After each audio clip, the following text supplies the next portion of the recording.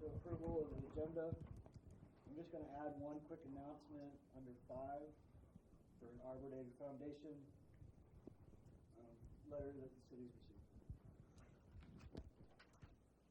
Other than that, are there any other changes, additions, or deletions from the agenda? Do you have a motion to approve? I'll make a motion to approve the agenda with the addition of 5 for announcement for Arbor Day. I'll second. So motion and a second. Is there any discussion? Ms. Lorenz? Commissioner Naylor? Aye. Commissioner Scarr? Aye. Commissioner McDonald? Aye. Commissioner Bell? Aye. Mayor Garrett? Aye. So I just wanted everybody to know for public consumption that I'd received mail from the Arbor Day Foundation that, again, the city of Herington has received recognition as a 2023 Tree City for USA. It goes into several aspects of what the city has done, enhancing it, including several requirements from the Arbor Day Foundation.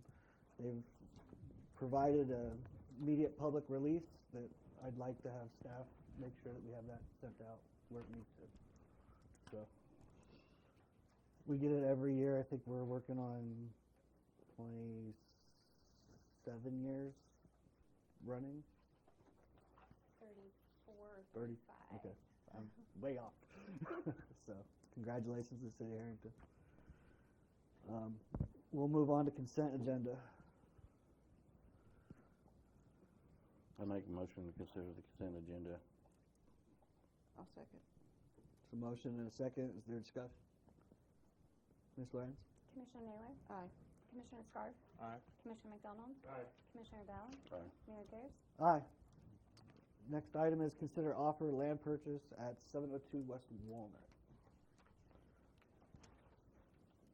Commissioners, I received a conditional offer for the lot that is 701 West Walnut. If you look to the screen here, you can see where it's at.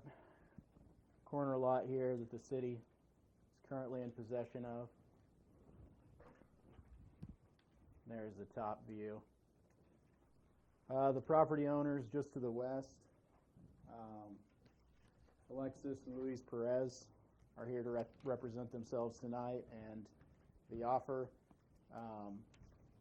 I sent some initial questions to the property owners and didn't hear back. One of 3 was what will be the purpose of purchasing a lot? Will it be to build a primary structure or an accessory structure? Is the intention of purchasing the lot to be used for storage, for example, miscellaneous items, scrap, campers, untagged vehicles, etc.? Will the lot be kept clean and in sightly condition, and will the use of the lot conform with all existing codes and zoning? I believe the mayor brought up a point of, will this be connected? That's something we would have to layer into the contract if we sold it, that the expectation would be the property owner go to the county and combine the lot with their existing lot upon sale. Our neighborhood services director, James, said he's done it a handful of times in Marion and hasn't had any trouble doing it that way. So I do have pictures of the current condition of the lot. I have some concerns about what the lot will be used for and if it will be kept in a clean and sightly condition. But happy to invite the property owners to come up to speak if they'd like.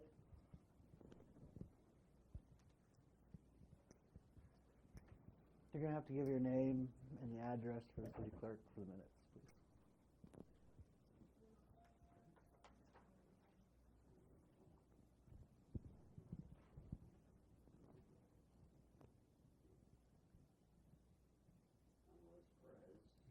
I'm his wife, Alexis Perez, and we are wanting to look into the 701 West Walnut property. And we live at 712 West Walnut. The 702 property. Okay. So I'll ask my first, you guys have no problems combining it with the current lot that you already own? No, we do not. Okay. And you heard the city manager's questions that he hasn't got the answers back from. Yes. Is there any way we might be able to get those addressed? My name is Amanda Miller.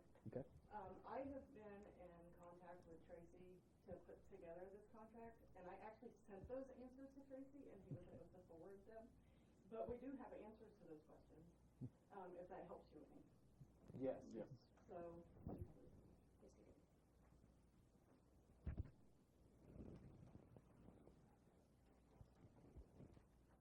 To your first question, we have 4 different families that live around us, and all the kids play around that lot. And we want to eventually put a fence up around it to give the kids somewhere safe to play. To the second question, no, this property will increase the value of our home, and again, a safe place for our children to play. And then, yes, the lot will be kept clean and free of anything that violates city code. Did you have concerns with, did you say storage of scrap and stuff? Is that what, Thatcher, is that what you said? Well, I mean, I've got a few pictures that were taken today, and I'll just go ahead and share some of the concerns I and our code enforcement department have. You know, currently the lot's sitting empty. It's not really hurting anything. I mean, if they wanted to use it to allow the kids to play on it or whatever, I'm fine with that. There's a number of concerns around here. Weeds growing up around the camper. That playground set might already be on our property. And then kind of our major concerns is that some of these issues that are behind the house, storage of miscellaneous items, scrap, lawnmowers, we don't want this to expand out onto an empty lot and cause anything that's unsightly. So again, this is behind their house. It's not necessarily hurting anything right now, but if some of these items spread out to the adjoining property, we'll be back here in 6 months with complaints about a code issue on a piece of property that's probably the most visual on the west side as soon as you cross the overpass. So I'm not opposed to selling it. I think they've made a fair offer tonight, but I'd potentially like Brad, who can't be in attendance for this part of the meeting, to layer something into the contract that would allow us to verify that it's not being overcrowded or anything. The intention is to eventually put a fence up and combine the lots and use it as additional storage. That's fine, but I'm more concerned about the next 6 to 12 months. can I make a statement to the things that you said? Yeah. So all of the lawnmowers that you pictured that was back by the garage, those are all functioning equipment. We have had a very rough year. Both of our lawnmowers that worked at the end of the season last year quit this year. So we went and purchased a new one, or a new used, let me clarify that. And no longer did we mow one time with it, and it broke down, so I said enough is enough, and we just went on Saturday and purchased a brand new riding mower. So we don't have that problem anymore. We were down a weed eater. We have everything we need now to get everything back where it was. We would just cut it down equipment. The rain didn't help matters, and that is a swimming pool there. It'll be set back up here in just a little bit that you see sitting right there. And then the rest of it is trailers. They have been cleaning up their properties. And the trailers are not required to be tagged by the state of Kansas because they're under 2,000 pounds, and the camper is tagged. That is our family camper. Okay. So, and the only reason why the swing set is sitting in front of the camper is because we were doing some cleanup, and we didn't want nobody to take it because we're actually going to change it. That needs to go in the trash. Okay. So. And I'm not being accusatory or anything. I'm just doing my due diligence here and saying that, you know, we should be cautious. We should be cautious, and just want to let you all know that storage is not really allowed on an empty lot. Yeah, and that won't be the issue.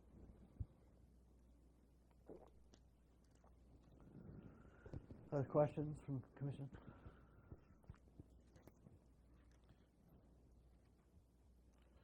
Did you? Will there be an issue with Brad putting something, some type of language or something in there, so? I think if you guys just make a motion for staff to execute the contract, Brad can draft something, and we can potentially sign that without bringing it back. If not, we'll bring it back in June for a formal vote. But I think if we authorize the sale one way or another, we can handle that internally. Should be able to.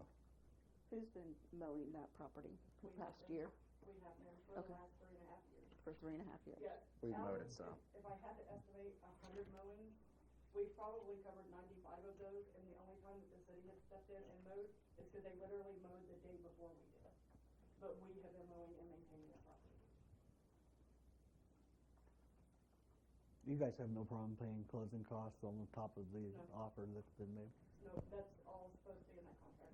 Yeah, so that's reflected in the contract, the closing costs and everything. The offer on the land itself will be $500. That's the net for the city.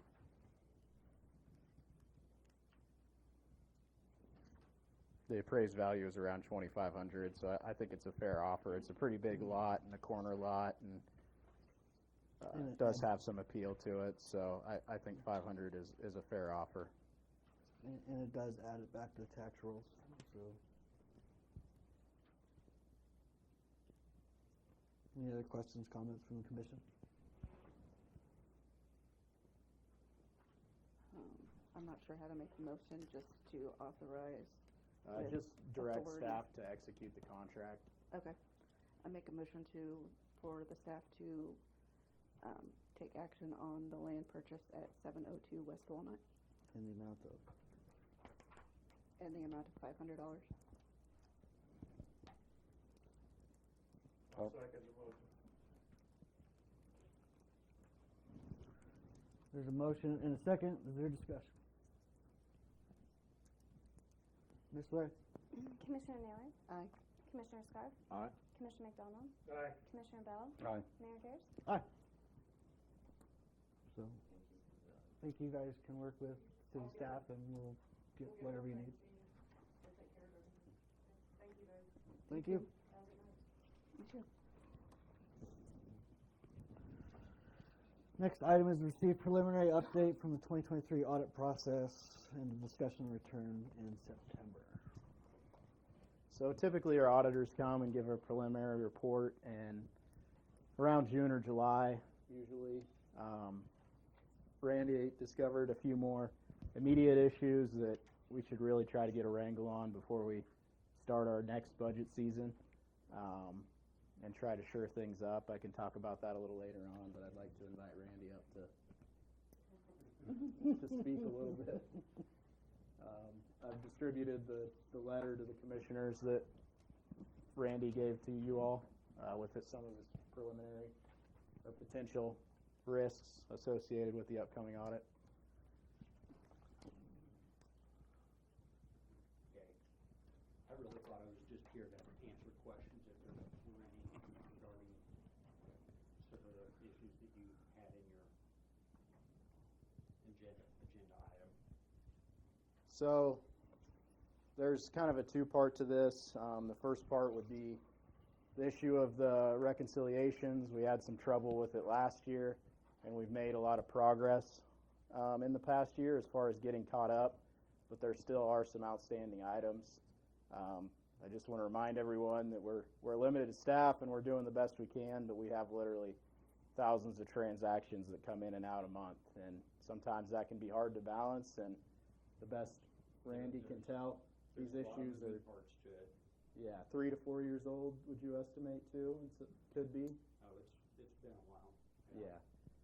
So we're kind of just recommending, we wanted to recommend tonight that we have one of Randy's team members come back in September after we're wrapped up with next year's budget and try to sit down with our staff and sort out some of these reconciliations and try to get us on the right track moving forward. But Megan kind of inherited a bad situation coming in, and we were really far behind and out of whack, and we really need to take some time and correct this. So Can you clarify, when you say 3 to 4 years of reconciliation issues,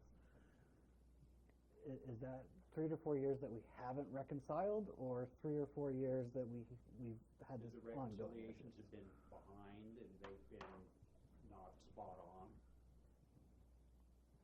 Okay. And so we can only spend what we have. Has there been anything that has been identified potentially that we've spent more money than we have?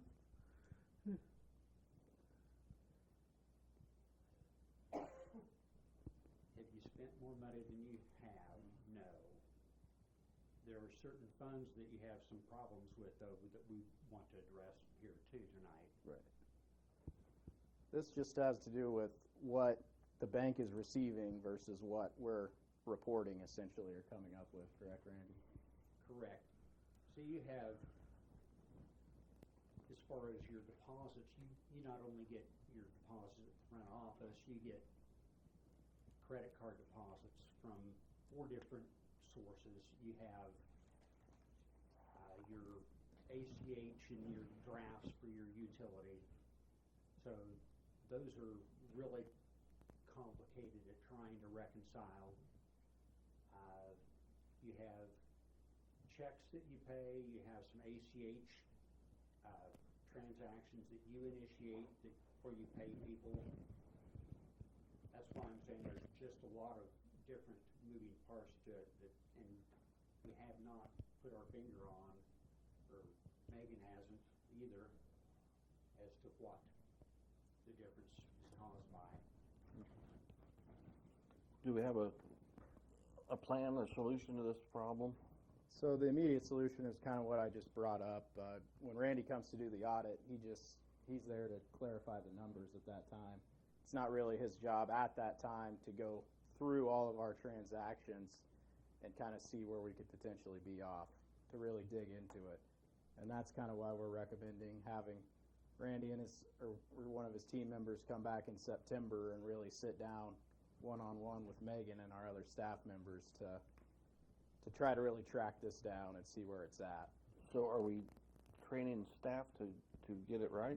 Or is that what the bank That would be said? the intention, and I think we've even discussed maybe coming back, checking in kind of monthly after that, and then coming back for almost another check-in towards the end of the year, this year or early next year, just to see if we're still on track. But kind of getting everything sorted out and starting from a baseline is at this point where we need to get.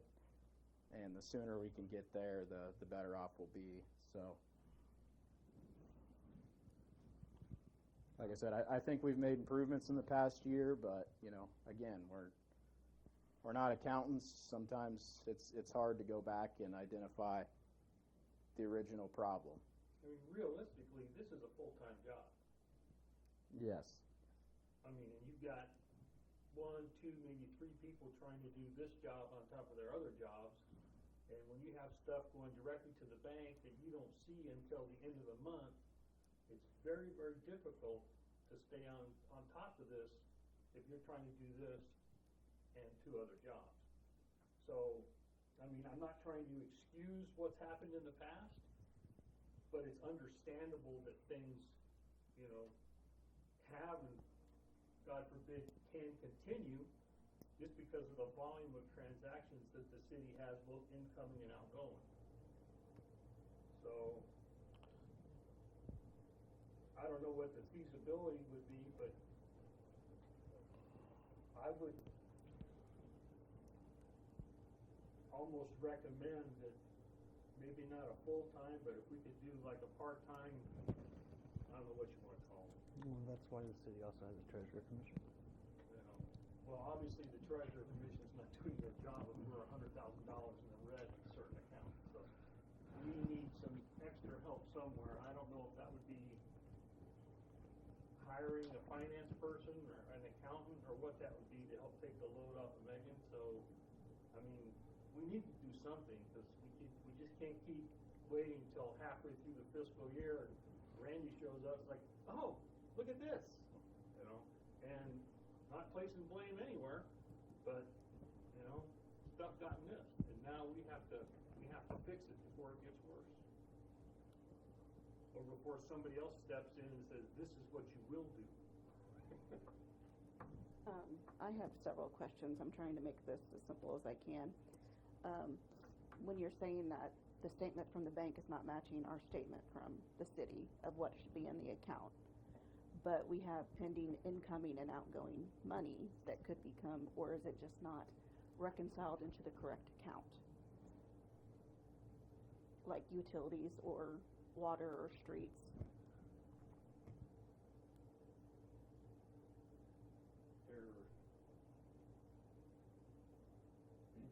accounts don't agree, the reconciled balances Mhm. of the accounts do not agree with the books. Okay. And is that just because we haven't transferred and said what account they go to? No. No, this is just, There's something that's not being identified properly that would be a reconciling item, or Almost all of the city money goes into one fund, like one Mhm. account. And so it's not a matter of matching all the different funds to that one account. It's just one account overall versus all the transactions Okay. for every and so department. somewhere then transactions aren't being on the books. What? The transactions are being missed in the books. That, Or you don't know where it's being missed. Is that your point? right. You know it's being missed, but you're not sure where.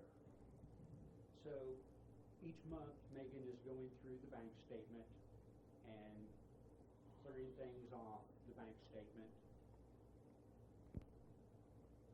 But I think we've also decided that we need to go the other direction, go from the books to the bank statement, and see if there's something that's getting recorded on the books that shouldn't be.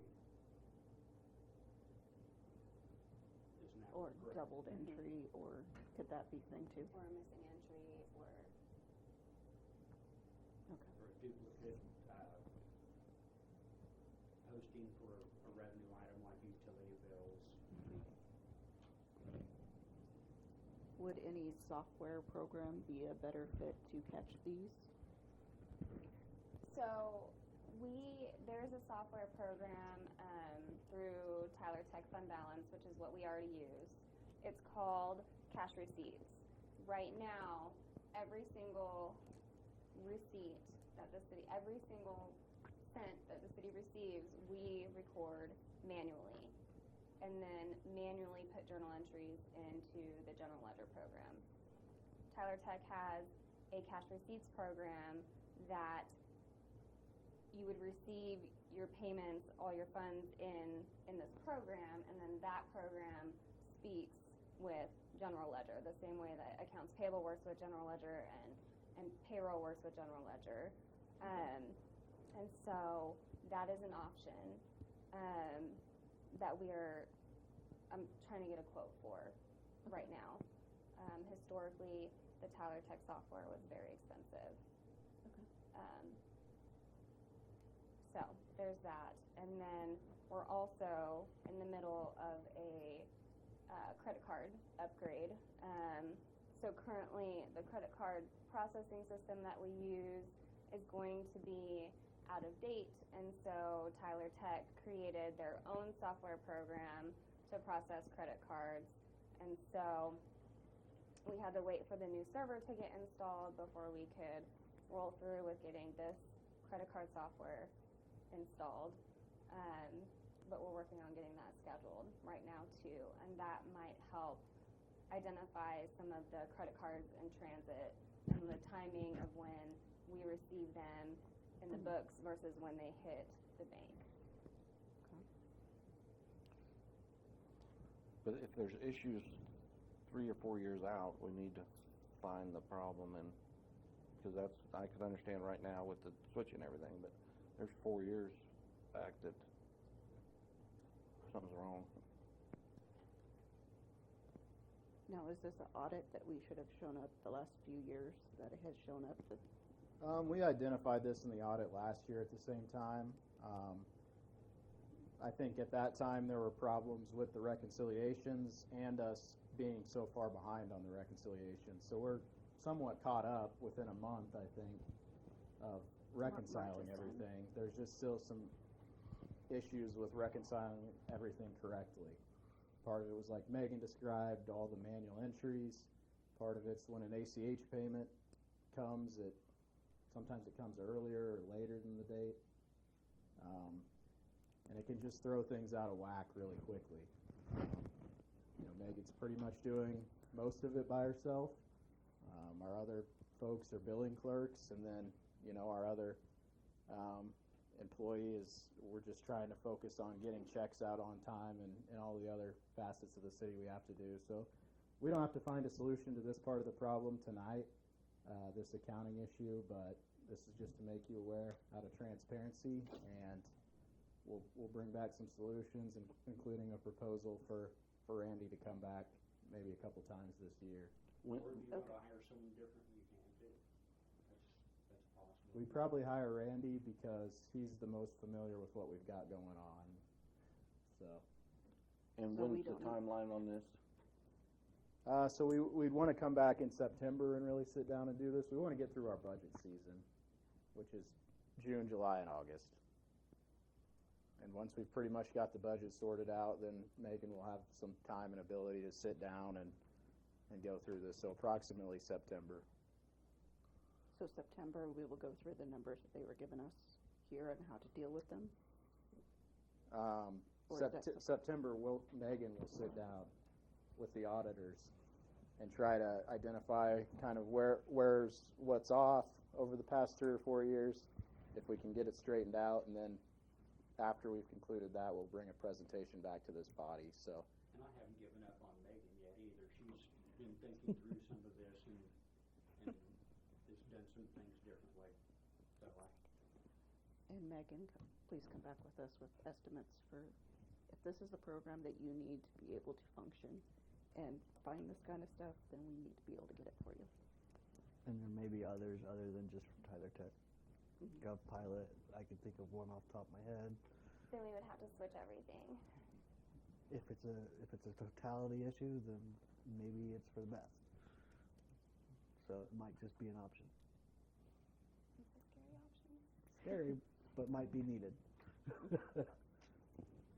Well, we have to do something, so. Right. So I think we've improved a lot. I don't want to minimize what we've tried to do in the last year, but it's clear it's time to provide a little bit more help.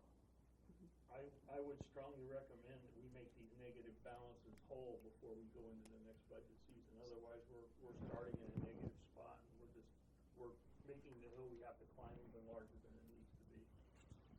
So I know you and I had spoke yesterday about it. do we want to go ahead and formally move on then to the budget issues? Randy, I may reach back out to you with a few more questions after I think about some more things. So those are Any other comments regarding the letter from the auditors? No? Then let's go ahead and move on. Consider a budget amendment for outstanding balances in the Employee Benefit Fund, Stormwater Fund, and uptick, utilizing resources from a former sales tax and some other matters. Okay, so the last issue is more of an accounting issue. This is more of a finance issue, if that makes sense. The budget is kind of a totally different beast.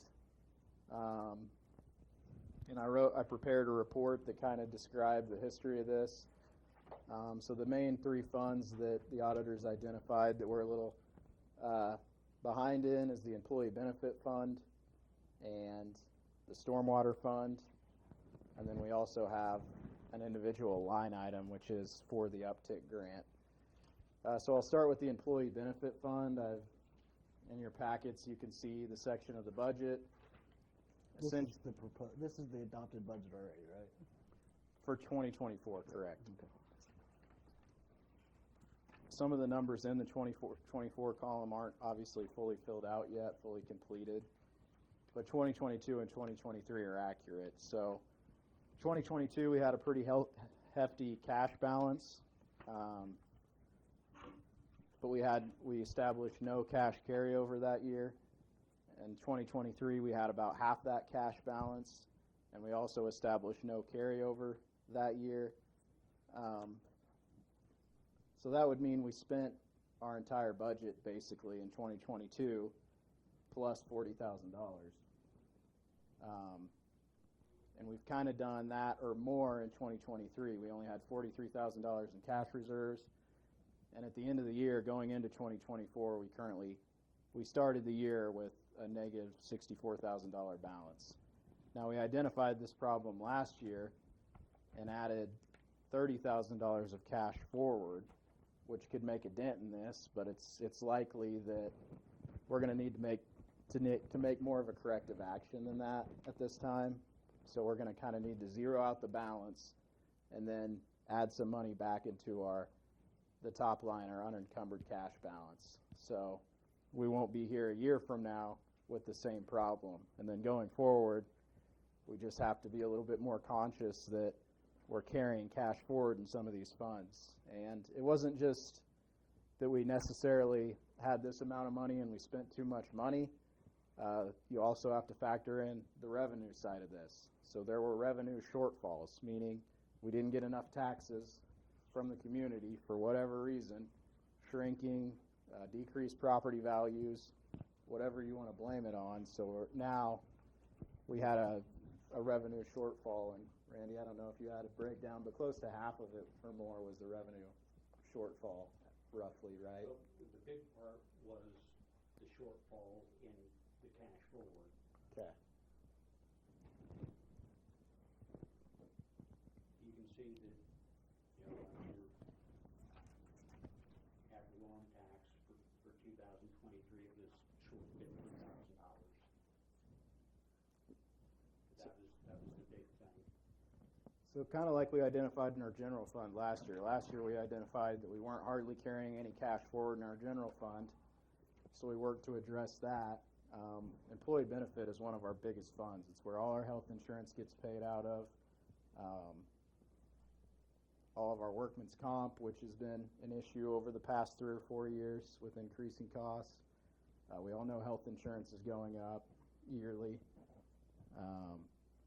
You know, capers, Social Security, all those expenses. We should really have about $100,000 to cash balance in there every year. So we would have been in a good position in 2022 to, you know, add $40,000 in cash reserves that year and put this in a healthy position. But unfortunately, it's just been missed the past 2 budgets, 3 budgets, and so now we've kind of spent all of our savings, and, you know, beyond, we need to make up for that deficit, plus add a healthy cash balance. So then I'll move on to the stormwater really quick. In 2022, we spent about $18,000 beyond what we budgeted. That set us up for a deficit of 2023. We missed that and didn't have any cash transfers, and so now we're looking at a $24,000 negative budget in there. Our stormwater rates are probably outdated and probably should go up. That's something we're going to look at in the master fee schedule. But we were also paying part of his salary for an employee out of there. So we had a full-time street sweeper that we were basically paying their salary out of this fund. That's since been corrected, and you know, I think we just dipped into it, and back in 22, my only guess is we dipped into it as, you know, because we needed to get something done, but it just is not the right place that you want to dip into for money. Clearly there was a miscalculation and we overspent. How do we, when we ask if it's in the budget, and you tell us where it's coming from, and then we run short on it, how do we trust your numbers? We should never been behind on any of these. Well, I agree in stormwater you shouldn't be behind. In stormwater you should know what your budget is and you shouldn't overspend. I will say employee benefit, those numbers change constantly. You don't always know what your expenses are going to be in employee benefit. But we have a rough idea what we're going to pay each year on the employee benefits. We have a rough idea, yes. I mean, but you still have to have reserves and cash to account for. Predicting health insurance, when do you contract for your health insurance? We renew in November. So you're 5 or 6 months out when you're making your budget. So it's a kind of a shot in the dark. You're guessing as to what your increase is going to be. One solution could be to move that process up. Right? Be more conservative. Contract with the health insurance, changing the date. Right. Possibly, yeah. I think we just need to be a little bit more conservative moving forward on our estimates, or, you know, both ways. That's typically what I do on health insurance when I budget that for any municipalities. I usually overestimate that a little bit.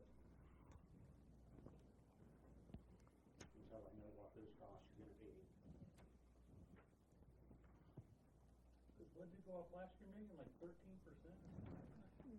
So we, Is that what they actually went up?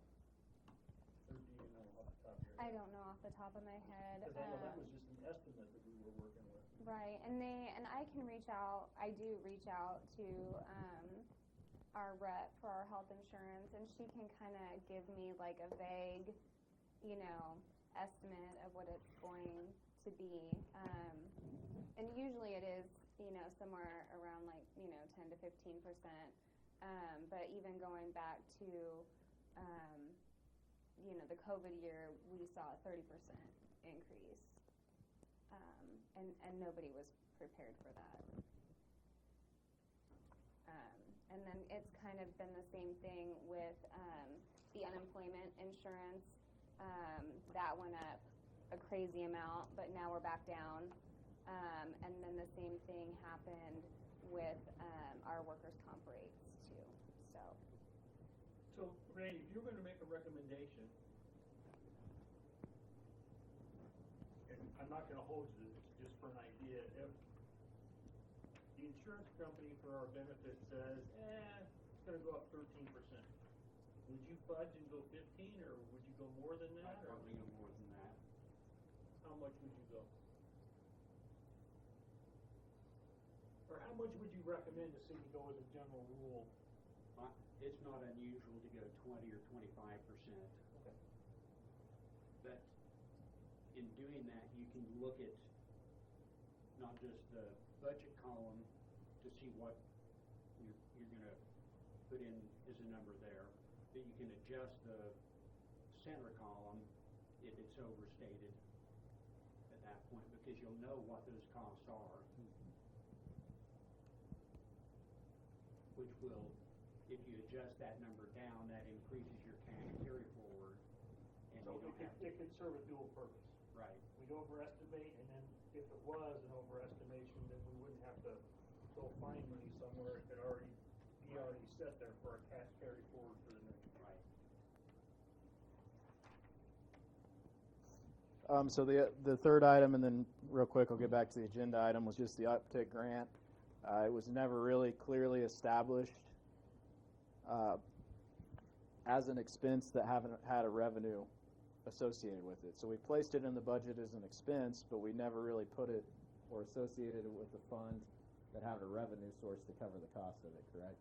Right, you created a fund for it with no revenue source, either a transfer or. I think that was meant to be a transfer as a grant project. Probably the grant easiest project. way to handle it is to put a line item in the general fund Right. for it For an actual expense and whatnot. and get rid of the fund then. And so this year, we're just going to pay that. We established only $20,000 in grants this year, and we're going to pay that out of the special projects fund. So this year on that, we should be fine. But this is for 2023. We just have a negative $25,000 that we need to clean up. One thing Randy pointed out with these three deficits, to zero us out, we could use a sales tax fund that is sunset. That's the 2010 sales tax fund. It's no longer in effect. It wasn't renewed. We couldn't renew it if we wanted to. We'd still have to establish a brand new sales tax. There's $138,000 in that account, and that would make us whole in all of these funds, zero us out, and solve a lot of our issues. Beyond that, I talked to Randy and said, how do we get a little bit more aggressive to make sure we're not here in May of 2025 with the same three issues? And basically the only way to do that at this point is to add a cash balance to these reserves. So I'm recommending we pull $100,000 from the light fund. Our light fund is very healthy right now. It has about $2.2 million in it, and we'll make some more revenue this year, obviously. We do have some major expenses, but I think this is something we can't afford, and we certainly don't want to do like we've done in the past and go dip into the general fund and then risk putting our general fund in the situation it was in last year, which was very unhealthy, and it's still not really as healthy as we want it. So I wanted to bring this as early as I could tonight, and, you know, mistakes have been made, and, you know, I'll own up to as many of those mistakes. You know, we missed some of this last year. It's a good lesson to learn to keep a closer eye on it in the future, but I want to really get this handled tonight so we can move forward with this coming year's budget and put this behind us, so to speak. Just so I understand, the $100,000 you want to move from the Like- light fund, would that go into the employee benefit fund, or would you split that between the three of them? So basically, if you wanted to look at it like that, we would put a $100,000 cash balance in the employee benefit fund for this year, for 2024. Right. You're saying to establish a $100,000 beginning balance for 2024. Correct. After we've paid off the $64,000. So that'd be $164,000 to the employee benefit fund. Correct. And as long as my math is right, I think that's, you know, there's $113,000 of outstanding negative balance, and so we're recommending a sum of $238,000 in total, which I believe is enough to cover to add $100,000 to the employee benefit fund, and then $24,000 to the stormwater fund. So there's a cash balance in there for 2024.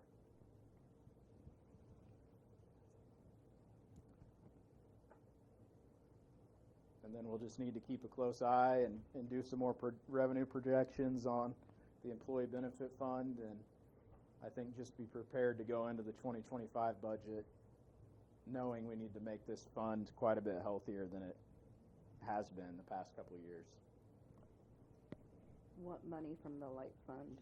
Is it just general, or what would we be missing out from the light fund that we'd be using the $100,000? So we've built a healthy fund over there, partially to pay for the generators we have. So we have a $450,000 generator purchase, rehabilitation that'll come out this year. So that'll hit the light fund. We've proposed, but we haven't purchased anything yet, a $300,000 bucket truck out of that fund in either 25 or 26, early 26. And then we'll have to pay off the bonds on a $4.5 million new generator that KMEA is going to be bringing in 2026.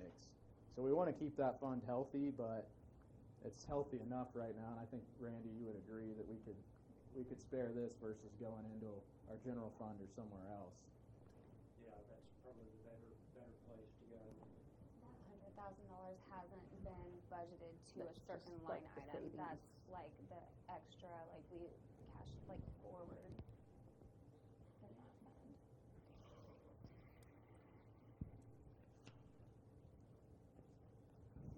So it's a less than ideal situation, but working with Randy, I think I feel confident with this approach, and so I'll make that recommendation tonight if there's no other questions. When does our budget, we have to start giving budget notices and stuff out?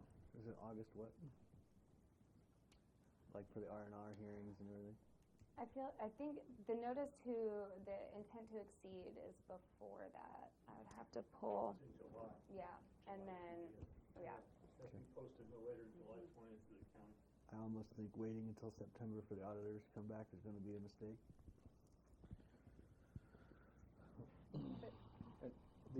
So that's more for like the bank recon side, but in the past, Randy has been available to answer questions for us regarding the budget. Questions? Part of why September for Randy to separate off that issue, that is a little bit different than this, but Randy's got a number of other audits to do between now and September, right? Number of budgets. Yeah, and budgets. So that's as soon as he could offer his help up for that. But Any other questions, comments from the commissioners? Is there going to be a motion? I make a motion that we direct the city manager to follow his guidance as outlined in the audit findings and budget transfer that he has written up for agenda item under 9, and make those 3 accounts whole.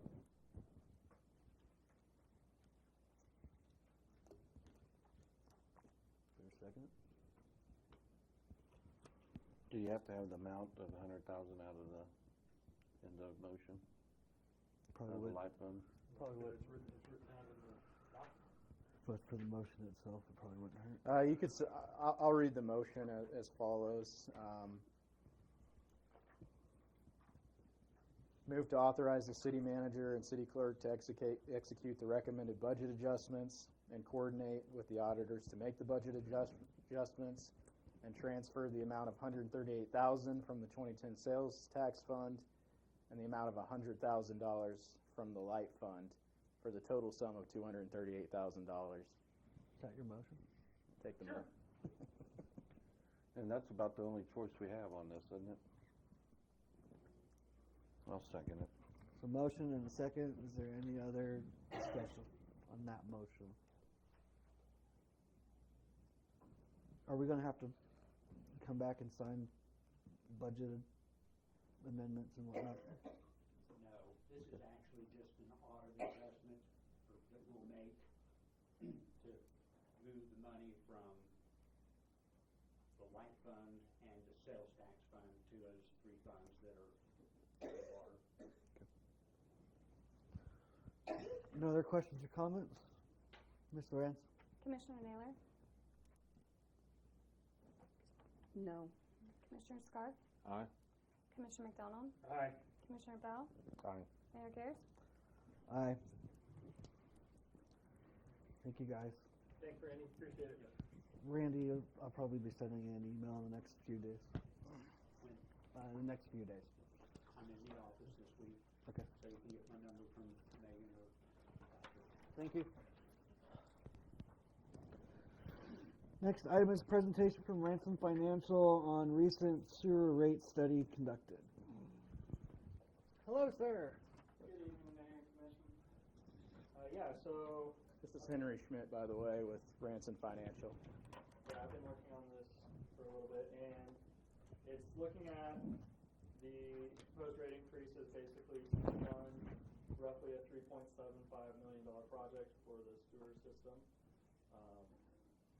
We've mainly looked at doing we looked at 3 scenarios, one with just the current 3.5% rate increases that the sewer ordinance currently has in place, no project, just to see where that puts the system.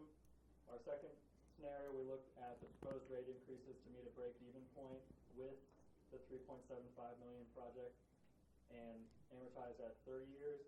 And in the third scenario, we looked at proposed rate increases to break even, doing the $3.75 million project over 20 years instead. So currently, with just the established 3.5% increases, we're looking at revenue under expenditures in 2025 of $106,000. This is, sorry, I'm just on the front page. Yeah. And I'll be flipping between the rate summary, table 1, table 2, and table 3 mainly, just so it's everything summed up. So currently, it will be $106,000 under expenditures for 2025, and then that revenue under expenditures decreases to $49,000 by 2029, because there is one of the sewer loans currently gets paid off in 2025, so that's why that loan breaks off, so you're going to see a little bit more revenue coming in. The unencumbered cash balance by the end of 2025 is $92,885, or 94 days of operating cash on hand. By 2029, we're looking at negative $62,000, negative 64 days cash on hand.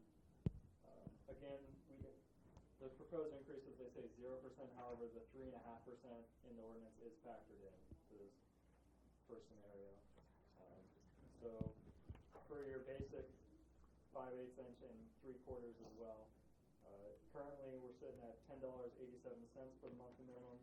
With the 3.5% increases, we're going to be looking at $13.83 by 2029. The flow charge is currently $2.74. By 2029, that's $3.49, and that's for all customer classes, the flow chart applies to the same. So if we want to go to the rate summary table 2, down there at the bottom, the main one we're looking at is that 5/8 or 3/4 inch average bill for 1,000 gallons, which is roughly what we calculated the average residential user uses, is just a little over 1,000 gallons. Their bill currently is $13.61 in 2022. By 2029, they'll be looking at $17.32. So that's a change of 27% by 2029. So that's just kind of looking at the first scenario where nothing, we just have the 3.5%, no extra project. If we go back to page 1, we'll look at scenario B, which is proposed rate increases to cover the $3.75 million project over 30 years. We have payments on that project. We have the first semi-annual payment being made in 2026, and then both payments starting in 2027. So for 2025, to cover to break even, we're looking at a 54.5% just baseline increase across all accounts to break even in 2025. Then in 2026, we're looking at 15.5% extra to cover the first semi-annual payment being made on that new loan.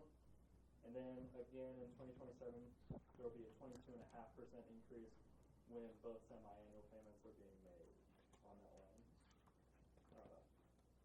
So again, the monthly minimum currently is $10.87 for your 5/8, and in 2025, that'll increase to $16.79.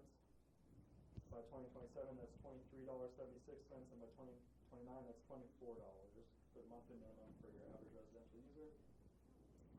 Flow charge will increase from $2.74 as it's currently to $4.24 in 2025. By 2027, we're looking at $6, and then in 2029, it'll be $6.09, which puts your average residential user, again, they're $13.61 for the current 1,000 gallons. That'll increase to $21.03 in 2025. 2027, we're looking at $29.75 for the 1,000 gallons, and by 2029, that's $30.20, which is an average an increase of 121% from 2022 to 2029. Hillsborough, I looked at them as well to see what their current rates are. I know they've recently in the past 2 or 3 years done a sewer rehabilitation project where I believe they had to do an entire new plant. So I pulled their rates.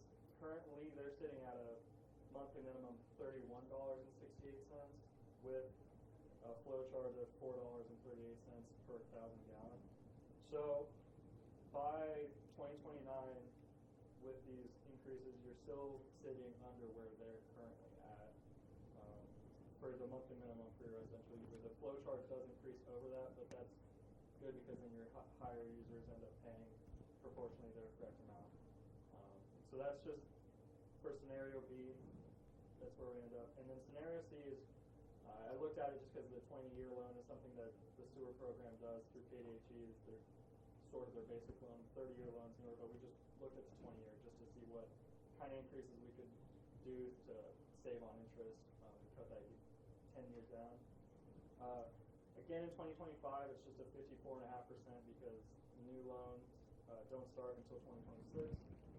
However, in 2026, instead of 15.5%, we're going to need 22.75% increase, and then another increase in 2027 of 27.25% when both the semi-annual payments are made on the new loan. That bumps up your monthly minimum from $10.87 for 5/8 to 3/4 inch to $16.79 in 2025. In 2027, that's $26.23 and $26.62 by 2029. Bumps up your flow charge from $2.74 to $4.24 in 2025, $6.62 by 2027, and $6.72 by 2029. That gets our average 5/8 to 3/4 inch residential user's bill for 1,000 gallons to $13.61, or currently $13.61 In 2025, that'll be 2103, and 2027, 3285, and then 2029, that'll be 3334 for your average thousand. I also, just because KDHE kind of looks at the 5,000 gallons as their baseline metric for any of their financial reviews, which will have to be submitted, and that'll be done for the city as well once the KDHE application has been made and received. For the 5,000 gallons for a residential user, under the 30-year bill, that ends up being $54.56. Under the 20-year scenario, that ends up being $60.22. Currently, Hillsborough bill as a comparison for 5,000 gallons is $53.58. So by 2029, you're only $1 over what their current sewer bill is, and I believe I didn't check into their ordinance too deeply, but I would assume they're doing inflationary increases every year. That's kind of our recommended, a 3% unless you're looking to do kind of these projects, and inflation has been going up more than 3%, unfortunately. So they may be by 2029 greater than the bill we're forecasting for you. So that's kind of the main points we wanted to touch on. Are there any questions on these On the, figures? I don't know if this is, do we know what the sewer project's going to be amount-wise? So if you flip to the page before, should be the page right before Henry's study. Yeah. Says SMH on it. The current estimate, and it's an estimate, I want to make clear, which Todd with SMH is going to talk about in the next agenda item, is $3,466,000. But we don't know by the time bids come in, by the time shovels in the dirt. So we can go back and rework the numbers for this an exact amount, but quite frankly, I would say 3.75 million is conservative. Yeah, I thought it would be like 4. Well, that's what we'll talk about next, and if we wanted to account and say, well, we're doing a raise, we should really make sure we're building a healthy balance in our sewer fund, and also we should prepare for phase 3 of the project. This is phase 2. We should prepare for phase 3, which is not going to be as expensive, but is coming through the pipeline, and I'll let our Jason and Todd explain that a little later on. But I just want to, if we're going to have to raise it, which, well, we will, to cover everything, because that's been neglected since '79 out there, and unfortunately now it's time we have to pay for it. So I just want to make sure everything's covered. Well, and under those increases, the unencumbered cash balance, you do end up with roughly 200 days of cash on hand in that fund by 2029 under either of those scenarios where you do increases with the loan. So you will build up some of your unencumbered cash balance with these increases as well if the project stays at that 3.75.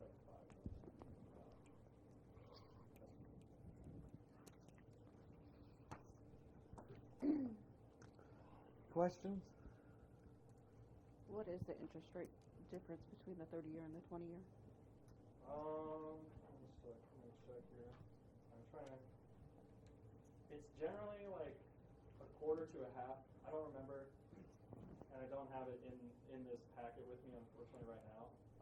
I can go once I get back to my computer. I can send Thatcher the May 2024. I use the May 2024 interest rates for KDHE for the estimate on the loan.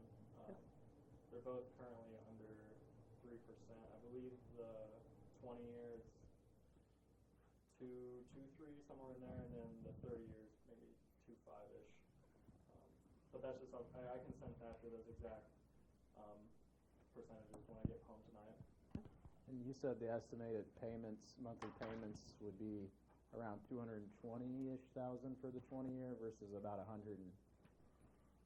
Let me go find those exactly real quick for you. We So under the 20-year, we're looking at, when both semi-annual payments are made, we're looking at about $233,000 under 20-year and $180,000 per year under the 30-year. Per year or month? Per year. I said per month. I was wrong. Because that's a I was healthy way wrong. amount. And this is also assuming we're not getting any state or federal fundings to go into it. It's just all being funded by us. This is assuming, yeah, that this is assuming that the project is completely 3.75 million on y'all. Generally, I've seen a lot of these financial reviews receive up to 30% principal forgiveness. That tops out at $1 million. So I could see this project receiving $1 million in principal forgiveness if applied for early enough. With KDHE, I could see that happening. Do you have any involvement with BIL funding? BIL? Yeah.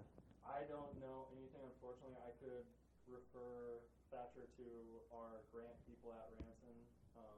They would definitely know more about it than I do. But I could send you our grant people's contact information to possibly consider one of those funding opportunities. Right. And I believe there's a sewer infrastructure grant that's fairly new as well that people have been applying for and doing in some of the financial reviews I've seen recently. Through the EDC. I don't remember exactly. Yeah. I just know it's a sewer infrastructure is the one that I can think of. Yeah, it'll come out of the Colorado Denver office. Who our representative area would be. Questions for Ransom Financial before we move on to SMH Consultants?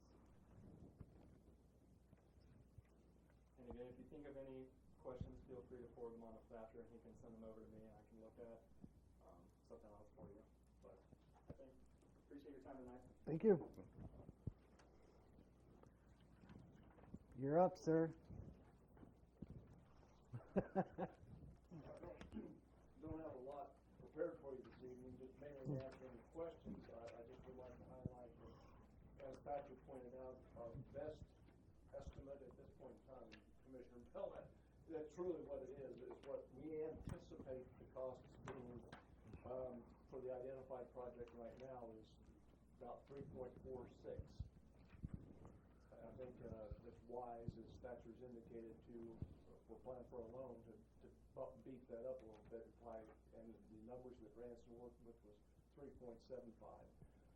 Folks, my crystal ball isn't any better than anybody else's here. I mean, this is, again, our estimate to the best of our ability, but I've been in this business 38 years, and it's never been more difficult to estimate costs than it is right now. I may be a blinding flash of the obvious to everybody here, but that's just reality. I'm not trying to downplay it or overplay it or anything. That's just the world we're currently living in. So again, Robin, that's the best of our ability right there. And we monitor this not constantly, but very frequently, obviously, to keep our clients to as most up to date as we possibly can.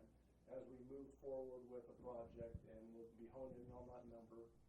When we absolutely get ready to bid the project, I'll do what I've always done historically, and I'll get with contractors that I know we're bidding it and say, hey, where are we looking? So we'll start honing in on a number much more defined and definite as the project proceeds. I really don't have a lot to add.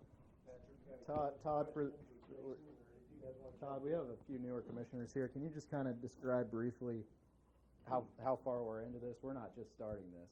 We're 2 or 3 years into this process. That's correct. And we identified improvements at the plant for the new commissioners, and to reiterate and refresh everybody's memory otherwise. Let's start ahead of the plant. We need new influent pumps. The beasts that are out there are 40 plus years. I know Dennis. They're almost half a century old. From 1979, and Jason and Cliff, they've been operating them. They've had to rebuild them numerous times during the last few months. I don't know how much they've cussed and discussed those beasts, but they're shot. They could completely collapse literally tomorrow, and they may work great for another 3 months. But point is, we need to replace the influent pumps. That's number one. There's essentially no headworks out there at the plant right now other than a manual bar screen, and that's just some bars in front of the channel that collect any debris that comes in with the flow. Any sticks, rags, anything like that. The project that we have in front of you is to add, at a minimum, a mechanical bar screen.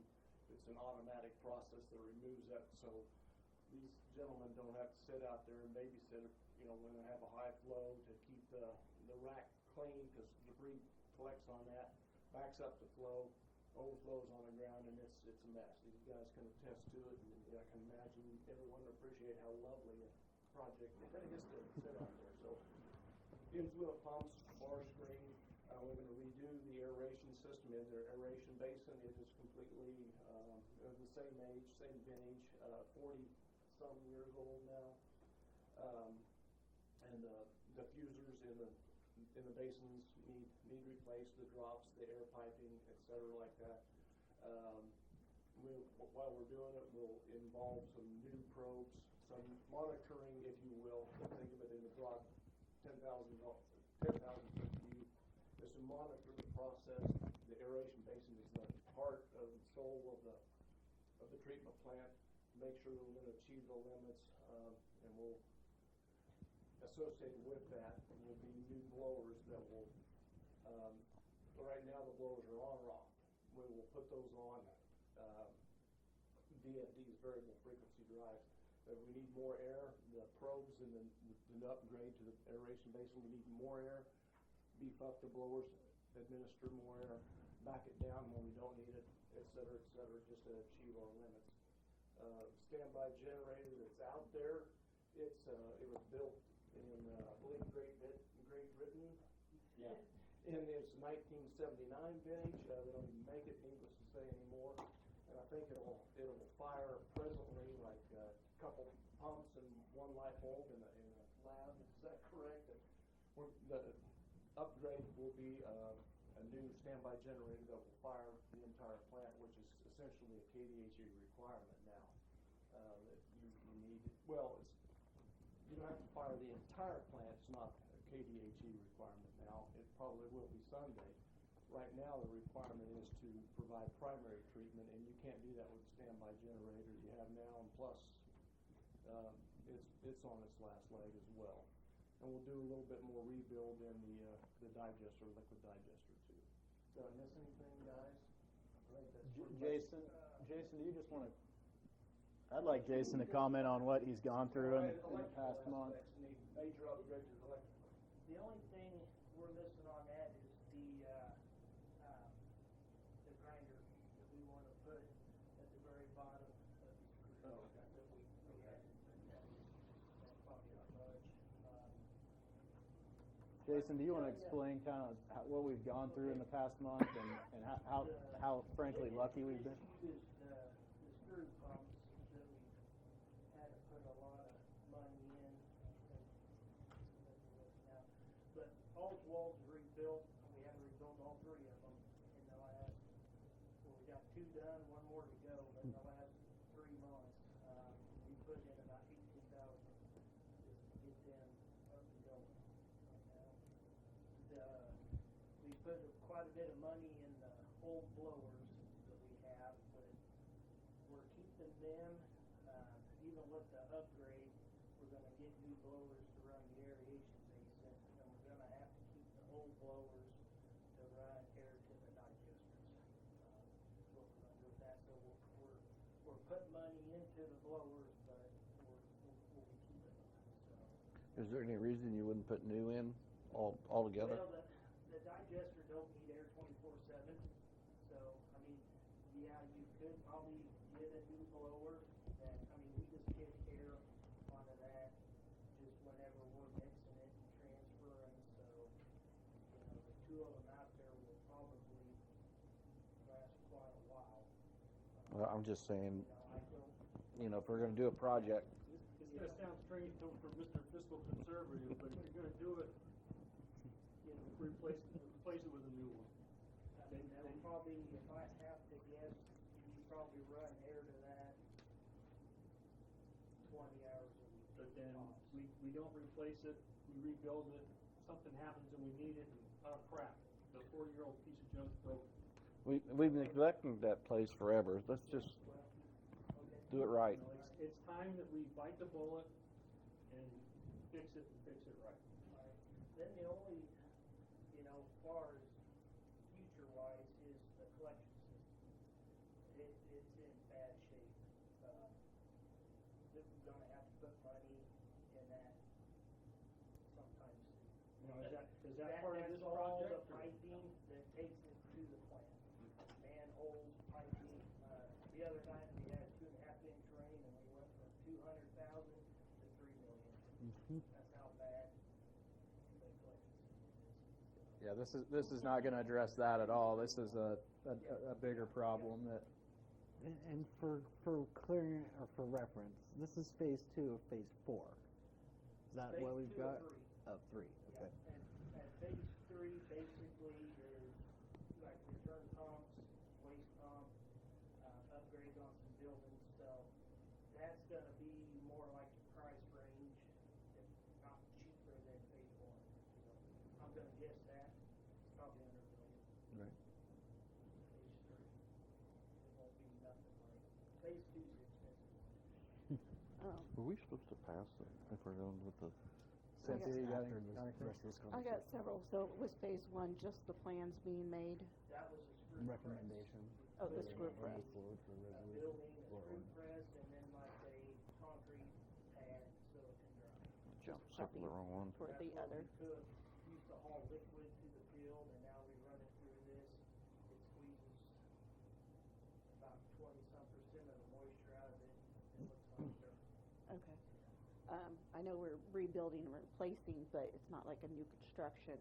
So like, do we have the engineering plan and all the stuff done before? Phase 2, Mhm.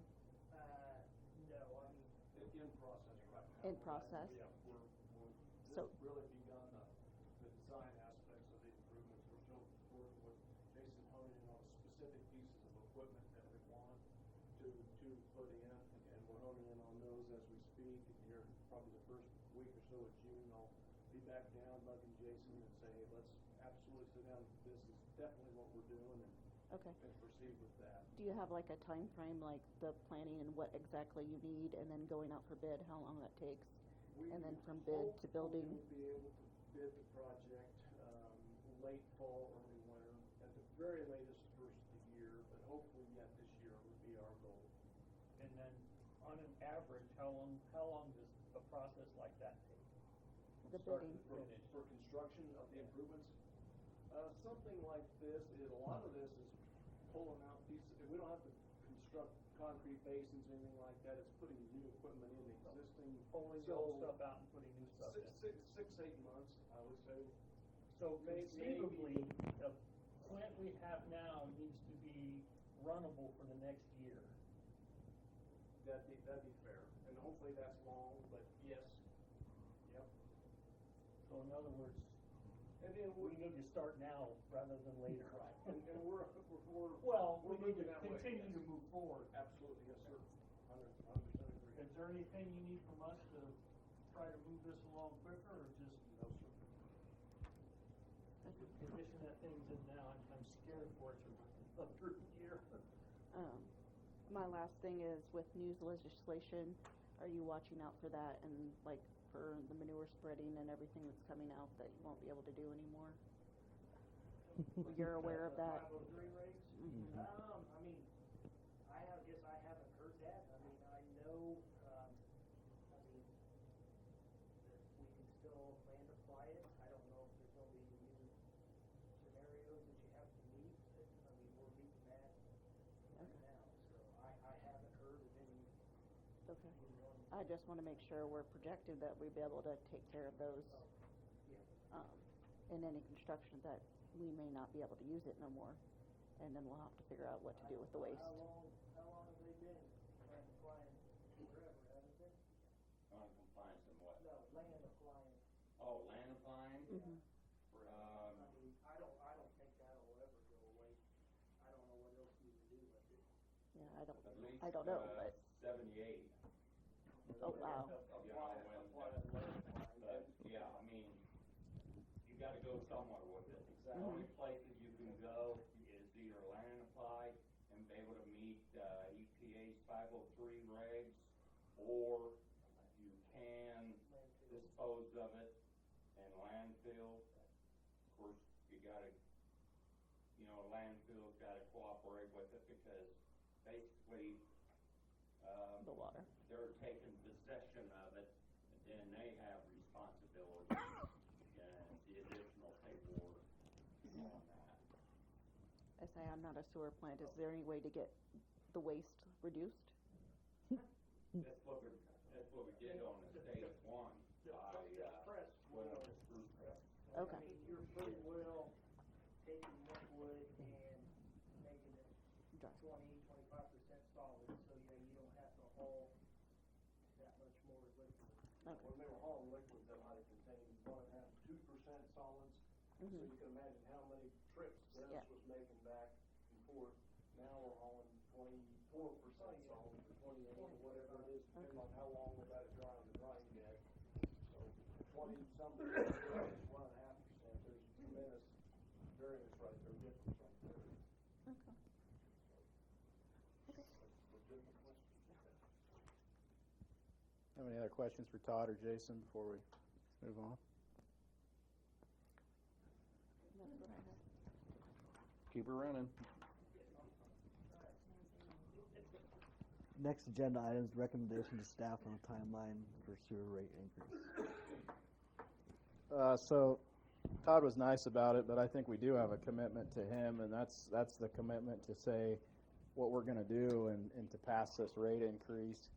I've spoke to a few commissioners already, and speaking with Henry at Ransom, kind of his suggestion was the sooner you can start this rate increase, the less the burden will be on the community. So, quite frankly, I'd recommend us going back with a rate increase, however conservative or liberal we want to go on that, and bring that back as soon as possible. I would recommend a staggered rate increase starting as early as August or September. Again, to lessen the burden of that 50% hit that would take place next year.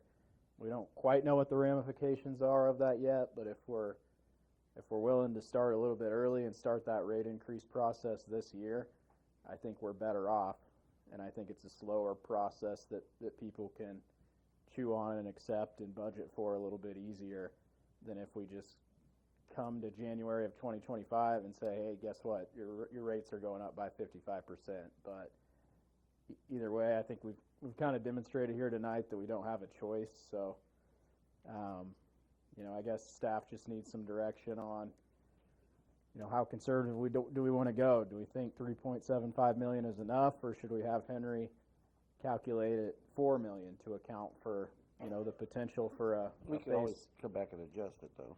We could always come back and adjust it. The two main things we need to consider are just how we're going to move forward here, and then, while we're doing it, we should probably go ahead and establish if we want to maintain the 3.5% yearly after the major increases have happened. So as we get into 2028 and 2029, I think we'll at least need to go back to a regular percentage, somewhere in the neighborhood of 3 to 5% of a yearly adjuster. I think it was nice to think about the 20-year, but I think a 30-year makes the most sense for us and is going to be the least burden on our community. If we happen to see a lot of growth here, then maybe there's potential to pay those bonds off early, but we will be paying one set of bonds off next year, Megan.